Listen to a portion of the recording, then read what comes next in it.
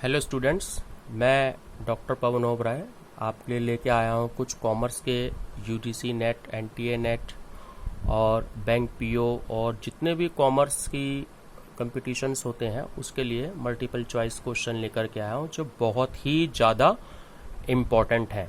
और ऐसे क्वेश्चंस हैं ये जो हमारे जितने भी कॉमर्स के जो डिफरेंट टाइप के सब्जेक्ट्स हैं like business environment, human resource management, financial accounting, financial management, इन सब के मिक्सचर क्वेश्चन है और ये किसी ना किसी एग्ज़ाम में आए हुए क्वेश्चन है।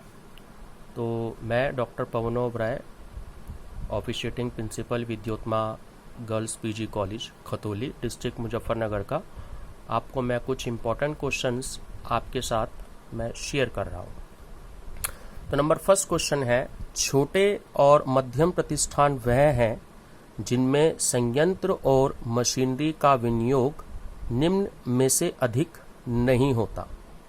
तो चार ऑप्शन आपको दिए हैं, तो उसमें अगर हम सही आंसर की बात करते हैं तो वो है 10 करोड़ रुपए।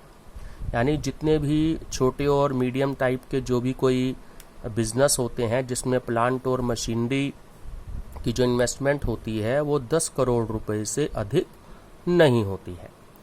सेकंड क्वेश्चन इज फेमा का क्या मीनिंग है? तो आप लोग सब जानते हैं, बहुत इजी है। इसका फुल नेम होता है foreign exchange management act. Number third question है कि योजना आयोग ने जो हमारी 11वीं पंचवर्षीय योजना है उसके दौरान प्रतिवर्ष विकास दर के किस प्रतिशत के लक्ष्य का प्रस्ताव किया है? तो हम बात करें अगर लक्ष्य की कि कितना प्रतिशत रखा, तो सही आंसर है उसमें 9%।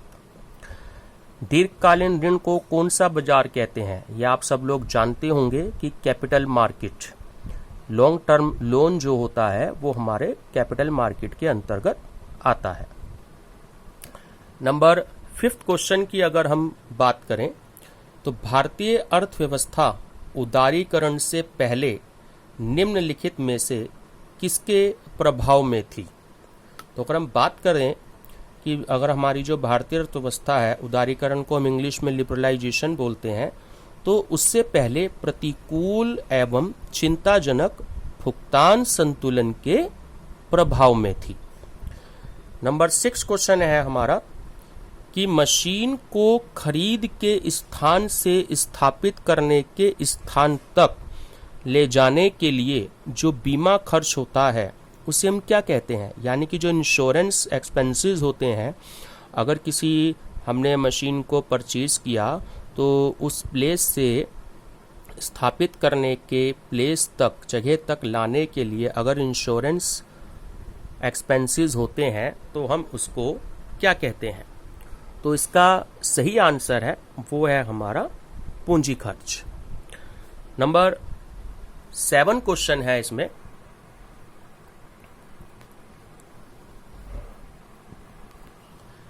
निम्नलिखित में से कौन से वित्तीय विवरण की स्थिर फोटोग्राफी से तुलना की जाती है?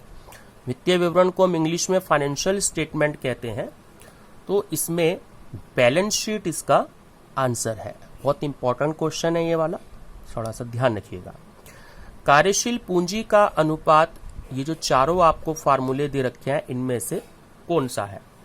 तो कार्यशील पूंजी को हम इंग्लिश में वर्किंग कैपिटल बोलते हैं। तो इसका जो डी आंसर है वो बिल्कुल सही है, चालू परिसंपत्तियां अपॉन चालू देनदारियां। ठीक। नंबर 9 क्वेश्चन है, विनियोग केंद्र का मूल्यांकन किससे किया जा सकता है? अगर हम विनियोग केंद्र की बात करें, इंग्लिश में इन्वेस्टमेंट सेंटर बोलते हैं, इसका अगर इवैल्यूएशन करना, मूल्यांकन करना हो तो उसका नाम होता है आंसर नंबर सी, ROI, यानी कि विनियोग पर लाभ प्राप्ति। ठीक है। नंबर 10 अगर हम क्वेश्चंस की बात करें, नंबर 10 क्वेश्चन है, मेक या बाई के बारे में निर्णय करने के लिए कौन सी लागत पर, कॉस्ट पर विचार किया जाता है? तो इसका सही आंसर है कुल लागत। जब कंपनी कोई भी मेक और बाई का डिसीजन लेती है तो उसके लिए कंपनी जो है कॉस्ट पर कुछ अपना विचार बनाती है, तो उसके लिए जो टोटल कॉस्ट होती है उस पर कंपनी जो है वो विचार करती है। निम्नलिखित में से कौन सी एकाधिकारवादी प्रतियोगिता नहीं है? ये 4 ऑप्शन आपको दे रखे हैं इसमें। तो अगर हम सही आंसर की बात करें तो आंसर नंबर है सी, उत्पाद की सजातीयता। इंग्लिश में होमोजेनिटी बोलते हैं किसी भी प्रोडक्ट की सजातीयता, होमोजेनिटी। नंबर 12 क्वेश्चन है इसका कि सफल मूल्य विभेदन के लिए निम्नलिखित में से कौन सी शर्त नहीं है? ये आपका बिजनेस इकोनॉमिक्स का क्वेश्चन है। एमकॉम लेवल पर हम इसको जो है मैनेजरियल इकोनॉमिक्स के नाम से पढ़ते हैं। तो देखिए इसमें आपको 4 ऑप्शन दे रखे हैं, तो इसमें जो आपका बी ऑप्शन है वो बिल्कुल ठीक है कि विक्रेता को एमएनसी होना चाहिए, मल्टीनेशनल कॉरपोरेशंस। ठीक है। क्वेश्चन नंबर 3 कि नीचे लिखे में से कौन किसी उत्पाद की व्यक्तिगत मांग को प्रभावित नहीं करता है? उत्पाद को इंग्लिश हम जानते हैं प्रोडक्ट कहते हैं। इसमें देखिए 4 ऑप्शन आपको दिए हैं। अगर हम सही आंसर की बात करें वह आपका आंसर नंबर सी, उत्पादन टेक्नोलॉजी की स्थिति की जो प्रोडक्ट हो रहा है, जो प्रोडक्शन हो रहा है, वो टेक्नोलॉजी की जो स्थिति क्या है वो किसी भी जो पर्सनल डिमांड होती है, व्यक्तिगत जो मांग होती है, उसको प्रभावित नहीं करता है। ठीक। नेक्स्ट क्वेश्चन की बात करें, क्वेश्चन नंबर 14 कि विलास की मदों जैसे उच्च वर्ग का फर्नीचर आदि में जो मांग की लोच होती है उसकी प्रकृति क्या है? इंग्लिश में इलास्टिसिटी ऑफ डिमांड, मांग की लोच। तो जो लग्जरीज आइटम होते हैं, अगर जो अमीर लोग होते हैं उच्च वर्ग के, तो फर्नीचर आदि में तो उनकी जो मांग की लोच की प्रकृति वो क्या होती है? तो वो आंसर होता है हमारा उच्च लोच। ठीक। क्वेश्चन नंबर 15 ए उत्पाद की मांग के प्रतिशत को उत्पाद बी के मूल्य परिवर्तन के प्रतिशत से विभक्त करने से मात्रा दिखलाता है। देखिए इसमें सही आंसर आपको दे रहा है मांग की पूर्ति प्रतिलोच। ठीक है। नंबर 16 क्वेश्चन, टी टेस्ट जो होता है वो किस टाइप का टेस्ट है? जो टी टेस्ट है हमने पढ़े हैं, सब एमकॉम में अधिकतर पढ़े जाते हैं। स्टैटिस्टिकल एनालिसिस का क्वेश्चन है आपका कि टी टेस्ट जो है वो किस टाइप का आपका टेस्ट होता है? तो आंसर नंबर ए बिल्कुल ठीक है, पैरामीट्रिक टेस्ट, यानी कि हिंदी में बोलते हैं प्राचलिक परीक्षण। नंबर 17 क्वेश्चन है आपका कि कारण संबंध दर्शाया जाता है। रिग्रेशन एनालिसिस का जो चैप्टर हम करते हैं तो उसमें कारण संबंध दर्शाया गया है, तो रिग्रेशन से। इसका सही आंसर है रिग्रेशन, ऑप्शन नंबर बी। अगर हम क्वेश्चन नंबर 18 देखें, व्यवस्थित प्रतिचयन किस क्षेत्र का है? सैंपलिंग से आप ध्यान रखना कि खासकर एनटीए नेट में सैंपलिंग में से एक क्वेश्चन फर्स्ट पेपर में भी जरूर आता है और सेकंड जो कॉमर्स का है उसमें तो आता ही है कि व्यवस्थित प्रतिचयन किस क्षेत्र का है। तो आंसर नंबर सी बिल्कुल करेक्ट है, प्रायिकता प्रतिचयन का, प्रोबेबिलिटी सैंपलिंग। ठीक। देखिए क्वेश्चन नंबर 19 है, सॉरी थोड़ा सा इसमें डिस्टरबेंस हो रही है। ये आपको 2 लिस्ट दी हैं, सूची दी है।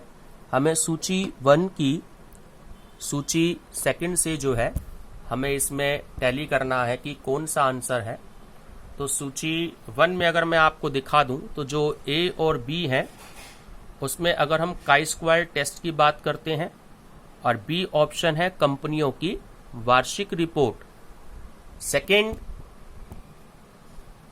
मल्टीवेरिएट, सी और डी है डाटा संसाधन, और ऑप्शन जो आपको दे रखे हैं इसमें लिस्ट सेकंड, सेकेंडरी डाटा, सूचना प्रणाली, प्रकल्पना परीक्षण और कारण विश्लेषण।